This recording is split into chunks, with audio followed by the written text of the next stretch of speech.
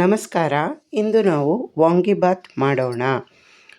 ಮೊದಲಿಗೆ ಒಂದು ಬಾಣಲೆಯನ್ನು ಒಲೆ ಮೇಲಿಟ್ಟು ಅದಕ್ಕೆ 8 ಚಮಚ ಎಣ್ಣೆಯನ್ನು ಹಾಕಿ ಸಾಸಿವೆ ಹಾಕಿ, ಸಾಸಿವೆ ಚಟಗುಟ್ಟಿದ ನಂತರ ಕಡಲೆಬೇಳೆ ಉದ್ದಿನಬೇಳೆ ಹಾಕಿ ಅದು ಫ್ರೈ ಆದ ನಂತರ ಹೆಚ್ಚಿಟ್ಟುಕೊಂಡ ಮೆಂತ್ಯ ಸೊಪ್ಪು ಮತ್ತು ದಪ್ಪ ಮೆಣಸಿನಕಾಯಿಯನ್ನು ಹಾಕಿ ಚೆನ್ನಾಗಿ ಫ್ರೈ ಮಾಡಿಕೊಳ್ಳೋಣ. ನಂತರ ಅರ್ಧ ಚಮಚ ಅರಿಶಿನ ಮತ್ತು ಹೆಚ್ಚಿಟ್ಟುಕೊಂಡ ಆಲೂಗಡ್ಡೆ ಬಟಾಣಿಯನ್ನು ಹಾಕಿ ನೀರು ಚಿಮುಕಿಸಿ ಮುಚ್ಚಳ ಮುಚ್ಚಿ ಬೇಯಿಸಿಕೊಳ್ಳೋಣ.